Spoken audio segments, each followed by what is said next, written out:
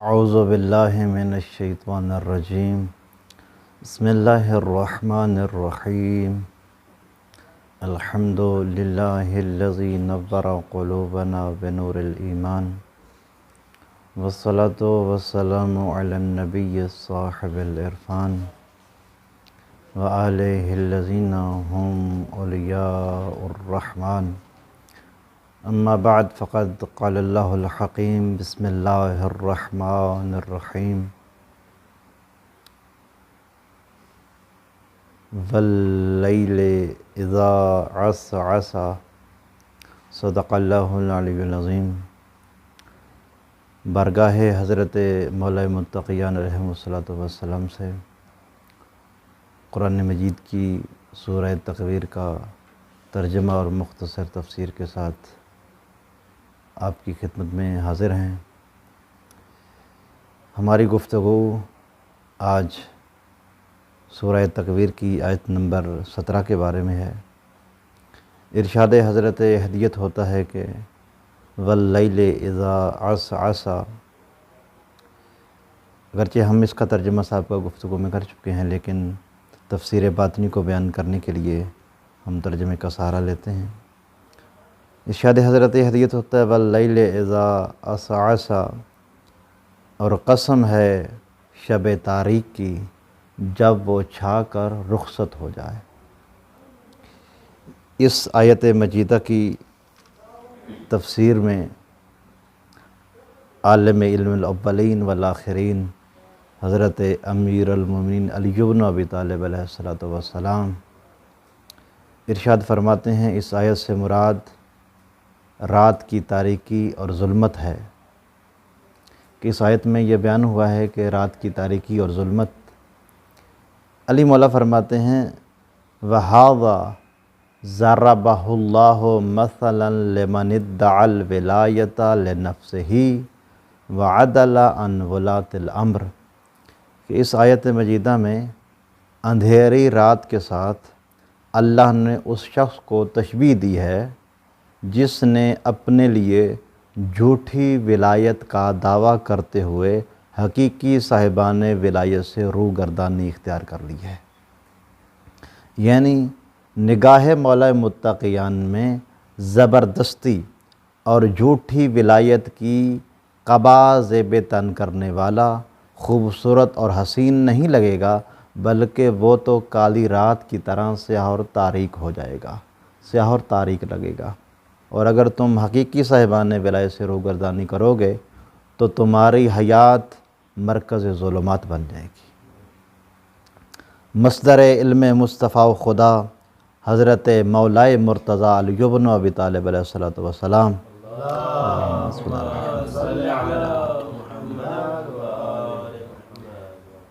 والصبح اذا تنفس کی تفسیر میں بیان کرتے ہوئے ارشاد فرماتے ہیں قال یعنی بذالک الاوصیاء، اور صبحوں کی قسم جب وہ سانس لے رہی ہو۔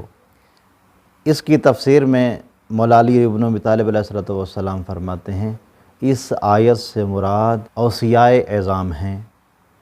بڑا خوبصورت فرمان ہے مولا کا، ارشاد فرماتے ہیں ان علمہم انور و ابین من الصبح اذا تنفس۔ مولا علی فرماتے ہیں کہ ان اوصیاء کرام کے علوم و معارف سانس لیتی ہوئی صبحوں سے بھی زیادہ روشن تر اور واضح تر ہیں۔ جس طرح صبح کی سفیدی اور اس کا اجالا ہے نا، علوم و محمد و آل محمد کے مقابلے میں صبح کی سفیدی اور اس کا اجالا ماند پڑ جاتا ہے۔ علوم محمد و آل محمد کی روشنی بہت زیادہ ہے، ان کی نورانیت بہت زیادہ ہے۔ صبح کی روشنی دن کے چہرے کو ظاہر کرتی ہے، اسی طرح علوم اوصیاء کرام کی ذوفشانی متلاشیان علم کے دلوں کے چہروں کو حسن جاویدانی سے آراستہ کرتی ہے۔ اگر آپ صبح کے وقت اٹھیں گے، بیدار ہوں گے، تو صبح کا اجالا آپ کی آنکھوں کو خیرہ کرے گا۔ اسی طرح اگر انسان علوم محمد و اہل بیت محمد کو حاصل کرے گا تو انسان کے دل کی آنکھیں بیدار ہو جائیں گی اور روشن ہو جائیں گی، دل کی کائنات میں اجالا آ جائے گا، دل کی کائنات روشن اور منور ہو جائے گی۔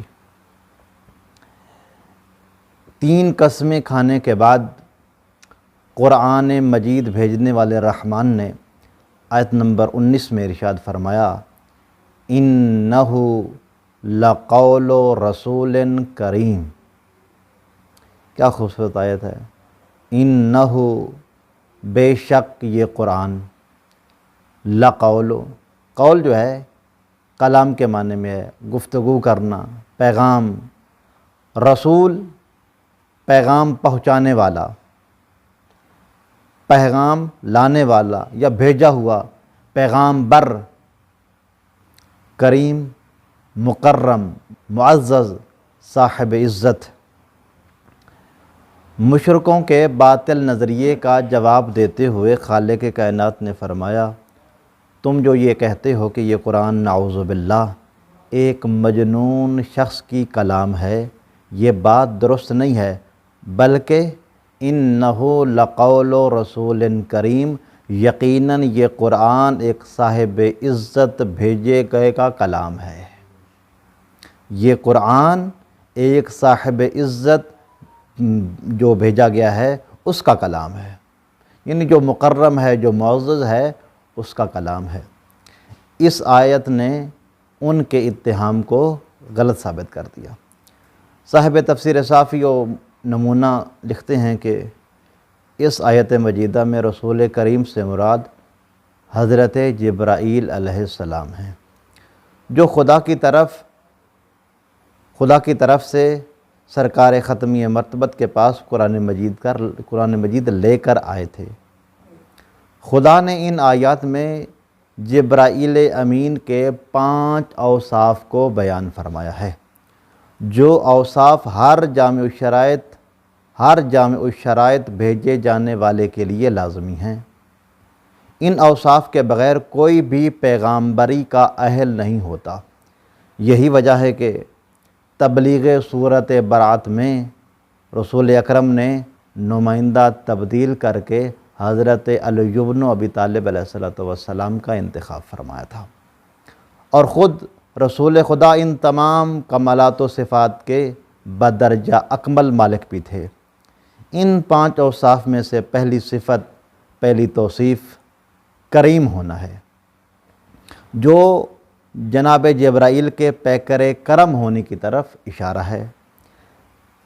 قرآن مجید کو لانے والا یوں نہ سمجھیے کوئی بے حیثیت ہے، بلکہ مکرم ہے، معزز ہے، صاحب عزت و تکریم فرشتہ ہے جو قرآن مجید لے کر آیا ہے۔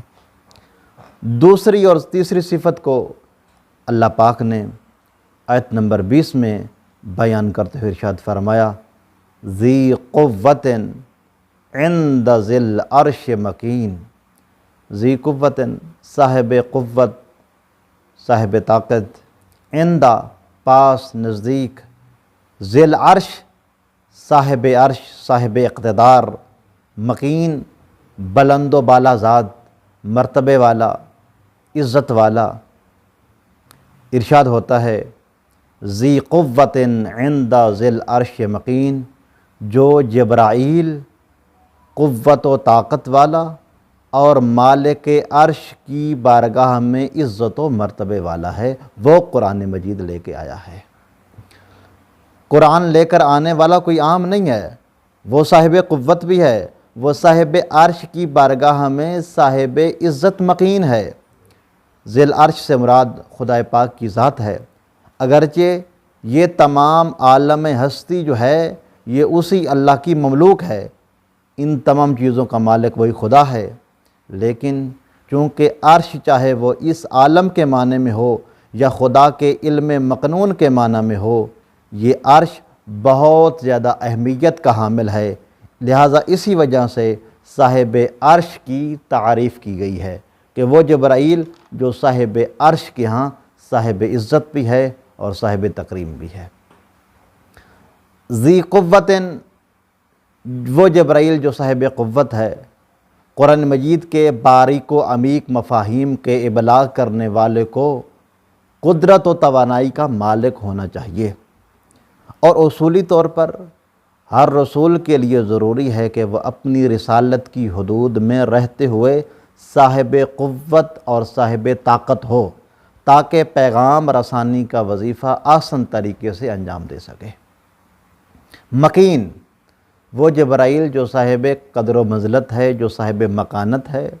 بنیادی طور پر ضروری ہے کہ رسول کی شخصیت بلند و بالا منزلت کی حامل ہو، تاکہ خدا کی رسالت اور نمائندگی کا فریضہ انجام دے سکے، مقرب بارگاہ اہدیت ہو۔ اسی آیت میں عندہ، ذی العرش میں عندہ کی تعبیر حضور مکانی کے معنوں میں استعمال نہیں ہو رہی ہے، کیونکہ خدا کسی بھی مکان کی حدوں میں محدود نہیں ہو سکتا، لہذا یہاں پر عندہ کی تعبیر سے مراد جو حضور ہے وہ حضور ظاہری اور مکانی نہیں ہے، بلکہ حضور سے مراد حضور معنوی ہے۔ صاحب عرش کے حضور میں جبرائیل کا صاحب قدر و منزلت ہونا، یہ تیسری صفت تھی۔ چوتھی اور پانچویں توصیف کو بیان کرتے ہوئے خالق اکبر نے آیت نمبر 21 میں ارشاد فرمایا، مطاع ثم امین، مطاع فرما روا، سردار، وہ جس کے احکامات کی تعمیل ہوتی ہو اسے مطاع کہتے ہیں۔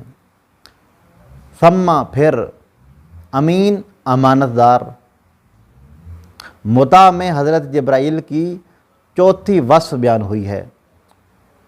کون جناب جبرائیل؟ مطاع، وہ جبرائیل جو فرما رواں ہیں، جن کے احکامات کی فرشتے تعمیل کرتے ہیں۔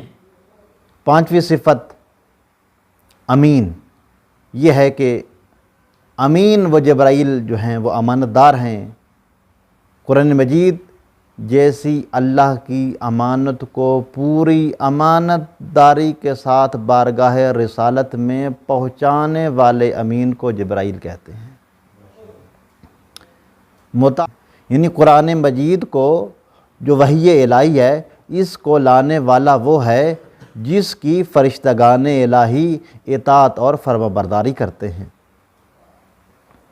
صاحب تفسیر نمونہ تحریر فرماتے ہیں کہ روایات میں ہے کہ کبھی کبھی جناب جبرائیل امی قرآن کی آیات پہنچانے میں فرشتوں کے ایک عظیم گروہ کے ہمراہ آتے تھے، ایک عظیم لشکر اور ایک عظیم گروہ کے ساتھ تشریف لاتے تھے، اور ان کے درمیان جناب جبرائیل مطاع اور مورد اطاعت ہوتے تھے۔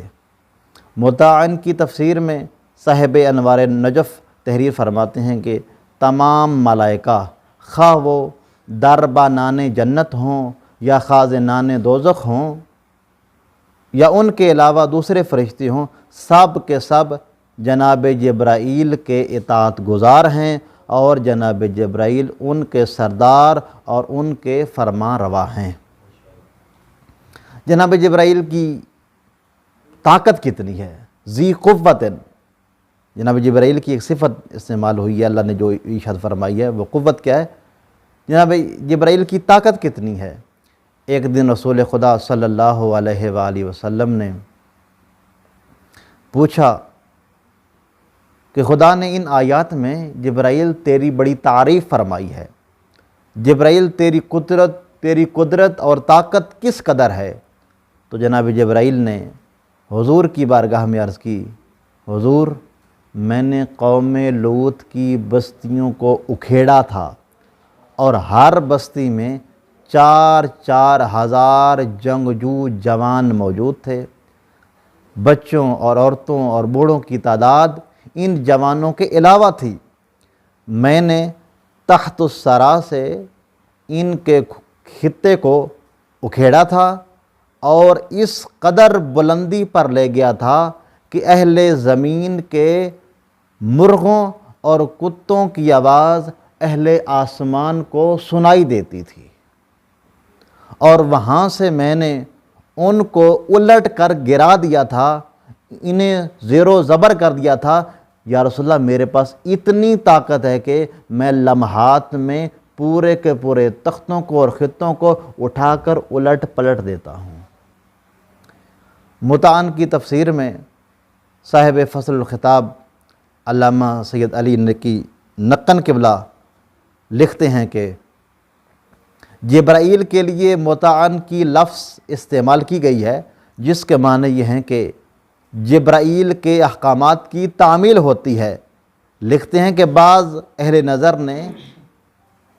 نظر نے اس بات کا استفادہ کیا ہے کہ جناب جبرائیل کے لیے ان کے دائرہ عمل میں ایک فرشتوں کا عملہ ہے جو ان کے احکامات کی تعمیل کرتا ہے، جیسا کہ حضرت ابراہیم خلیل الرحمن کو ان کے فرزند کی بشارت دینے کے لیے کئی فرشتوں کے ساتھ حضرت جبرائیل حضرت ابراہیم علیہ السلام کے پاس تشریف لائے تھے۔ دعا ہے کہ محمد و اہل بیت محمد کا کریم خالق ہمیں زیادہ سے زیادہ قرآن مجید پڑھنے اور اس پر عمل پیرا ہونے کی توفیق مرحمت فرمائے۔ اللہم صلی علی محمد و علی محمد۔